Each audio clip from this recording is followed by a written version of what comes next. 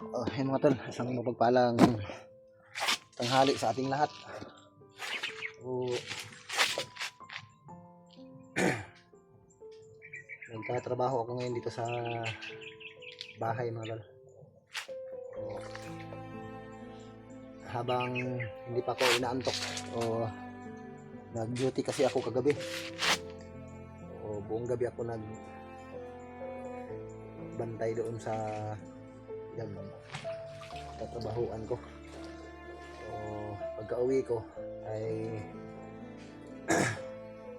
ginagawa ko naman itong bakod ng bahay. So, kaso ay hindi ko natapos. So, tinapos tayo sa budget kasi malaki talaga yung gastusin tong ginawa kong bakod mga tol. So, ito yung ginawa ko.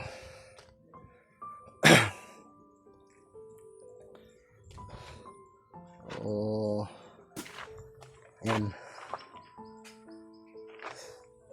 lagay ako ng pile na hollow block yan, mga 6 na hollow block yan mula dun sa ilalim. So nilagyan ko ng bago ko tinambakan ng kursan. O sila, matibay ito mga tol dahil sa ilalim nito ay may beam na inilagay ko. Ang ganito ba, parang yung poste nya ganito kalaki. Pag ganun, ilagyan ko ng beam kasi may kanal kasi dito sa bandang likuran. Kung hindi mo lagyan ng beam, hindi matibay, baka biglang matumba, lalo na kung medyo mataas na yung pader. Ito, dagdagan ko pa ito ng 2 hollow block, tapos lagyan ko ng cyclone dito sa itaas. Kasi kung hindi mo lagyan ng beam dyan sa dito sa ilalim, dito banda sa ilalim, kung hindi mo lagyan ng beam, baka matumba yung hollow block. Kasi minsan kasi lumakas yung dito, tubig. Tapos mabanlas yung mga lupa dito banda, baka matumba yung pader. So, matibay ito mga tol. Hindi ito basta-basta matumba dahil may beam na inilagay ko dyan sa ilalim. Tapos dinugtungan ko ng 2 hollow block hanggang pataas. So mga 6 na piraso na hollow block mula dito sa itaas hanggang doon sa ilalim. 1, 2, 3, 4, 5, 6. Inilibing ko yung 2 sa ilalim. Gumawa din ako ng poste. So dito na lang yung kulang. At doon pa ikot.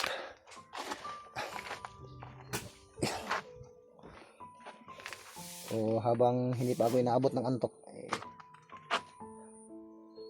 dinadahan-dahan ko ito sa paggawa. Ito yung tinatrabaho ko ngayon. Dito ako maglagay ng lutuan.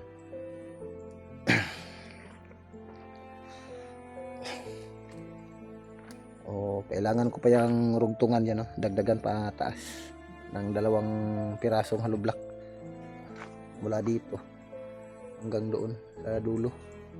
O kailangan ko pagdagdagan ng konti ang poste. Dito ko itap yung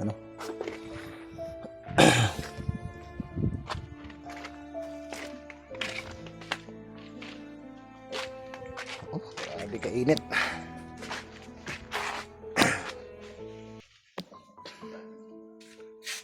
So yung mga ganitong klaseng trabaho mga tol ay hindi naman ako gaanong magaling dito. So nagaya ko lang ito doon sa yung papa ko, kasi yung papa ko ay din yun, carpenter mason. So magaling yung papa ko sa paggawa ng mga building o bahay. Nung nakita ko sa kanya yung kabataan pa ako, nag-helper ako sa kanya, kaya natuto din ako sa mga ganito. Kaya ito lang nagturo sa akin. Nag-try ako, nag-apply ng construction.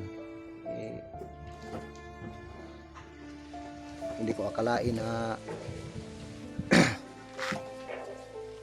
alam ko pala yung mga ganitong trabaho. So yung mga marunong ka lang mag-layout ng ganito ay magagawa mo talaga. So yun nga lang kailangan talaga ng habang nagtatrabaho ka, yung utak mo nag-iikot talaga kung ano yung mga susunod mong gawin. So ayan mga tol, tatapusin lang muna, baka matuyo sayang yung oras, no?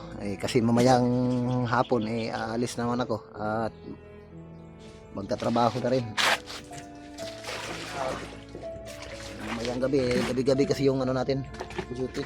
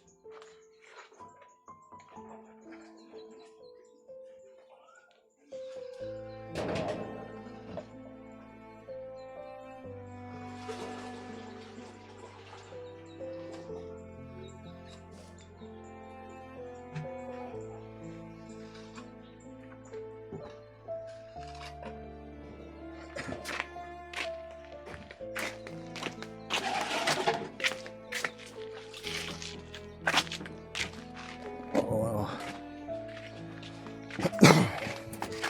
Tapos rin.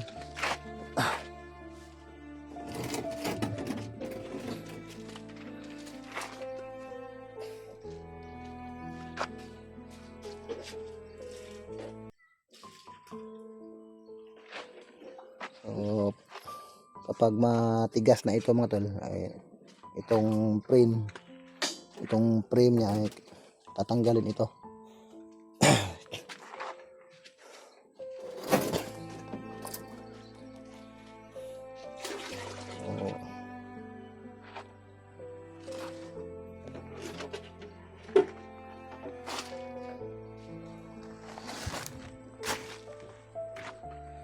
So sa mga baka may gustong pagawa ng bahay dyan, pwede nyo akong i-hire.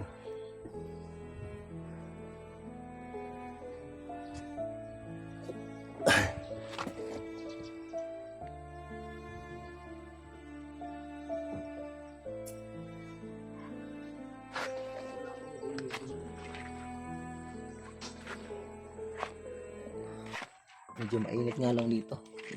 Kulang pa ng ano dito. Lagyan ko pa dito ng ibubong. Nilakihan ko lang yung poste para mas matibay siya. Hindi basta-basta matumba. May ano kasi dito. Minsan kasi lumalakas yung tubig dito. Yung current ng tubig malakas. Umabot hanggang dito. Kailangan talaga maggawa ka ng ganito. Lagyan mo talaga sa ilalim ng beam para hindi matumba.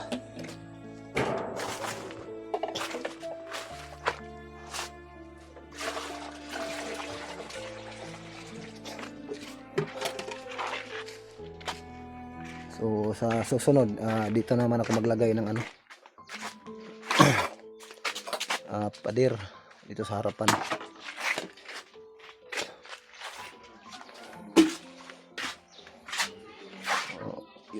May mga ano pa naman ako, isang load ng mini dam, yung buhangin.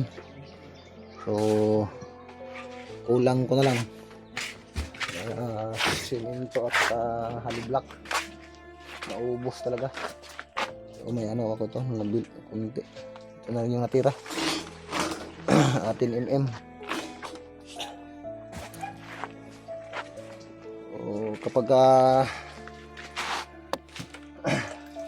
may haliblock ay matapos-tapos ko na rin yan. Konti na lang yung ano kailangan ko, yung hollow block na lang at saka yung 10 mm na bakal o at saka ano simento. May buhangin naman ako, so yun na lang yung kailangan ko, yung simento at saka hollow block para matapos ko na ito paikot.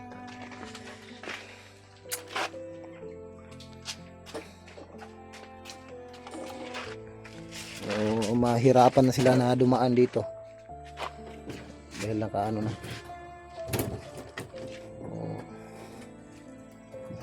Lalagyan ko na ng cyclone mula dito sa header ng poste. Diyan ko itap yung ano cyclone pataas para hindi maakyat basta-basta.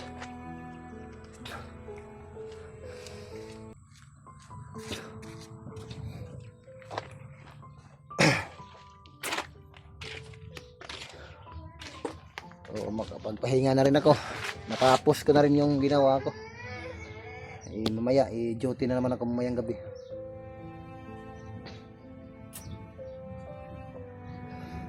So yung mga tol, update lang ako para mai-upload din naman ako, no?